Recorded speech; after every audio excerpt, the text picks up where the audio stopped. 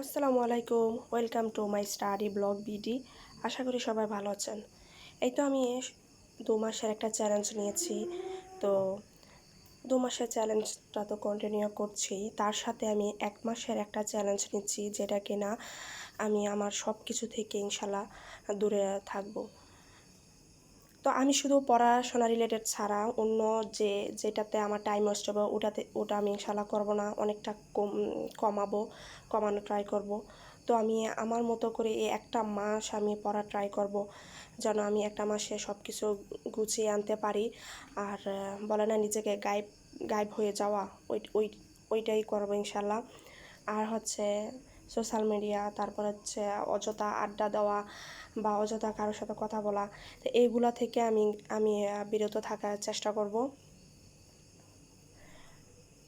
এই 1 মাস আমি এই চ্যালেঞ্জটা নিয়েছি। তো দেখা যাক আমি এটা কতটুকু কন্টিনিউ করতে পারি। যদি আমি এই 1 মাস যেভাবে রুটিনটা আমি ফলো করব ওইভাবে যদি আমি শেষ করতে পারি, তাহলে নিজে একটা গিফট দিব। তো এইভাবে আগাচ্ছি। আর এই কিছুদিন ধরে আমি ইংলিশ, ম্যাথ আর বাংলাটাই পড়ার ট্রাই পড়েছি। আর হচ্ছে নিউজ পেপার, ওইটাও পড়েছি। তো আমি বাংলা আমি অনেকটাই কভার করেছি। আর তার সাথে যে ইংলিশ আমি পার্টস অফ স্পিচটা মধ্যে noun, pronoun, adjective, adverb, verb এগুলো শেষ করেছি। এখন নেক্সটে আরও কিছু টপিক ধরবো। আর তারপরে হচ্ছে ম্যাথ তো সংখ্যা,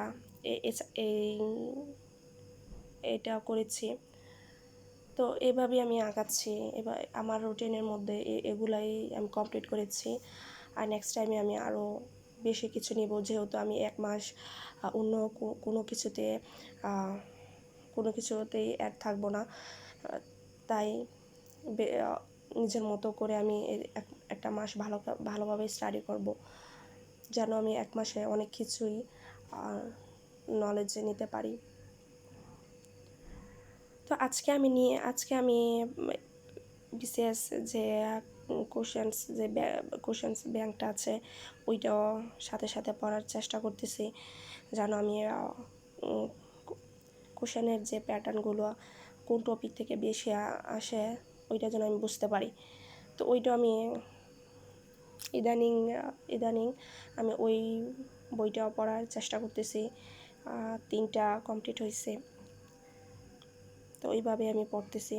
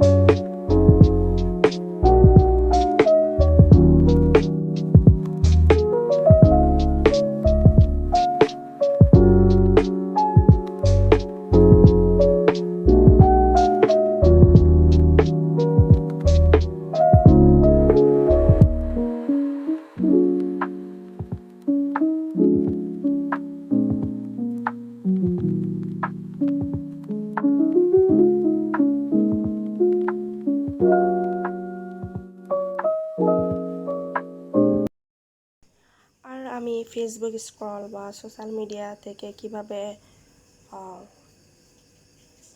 দূরে থেকেছি, কিভাবে এটা আমি এই আসক্ত থেকে কমিয়েছি, আমি নেক্সটে কোনো ভিডিওতে শেয়ার করব। তো এটা আমি অনেক ট্রিক্সে ফলো করে তারপর আমি এই স্ক্রল করা বা টিকটক বা সোশ্যাল মিডিয়া থেকে অনেকভাবে আমি আলহামদুলিল্লাহ আসতে পেরেছি। আর আরেকটা কথা বলি, যারা অতিরিক্ত সোশ্যাল মিডিয়াতে আসক্ত, তারা একটা আমল করতে পারেন। সেটা হলো সারাদিন যখনই টাইম পাবেন ততক্ষণই তাসবিহ পড়া, যেটা যে কোনো তাসবিহ হতে পারে। সব থেকে ভালো হচ্ছে আস্তাগফিরুল্লাহ সাল্লাল্লাহু আলাইহি ওয়াসাল্লাম।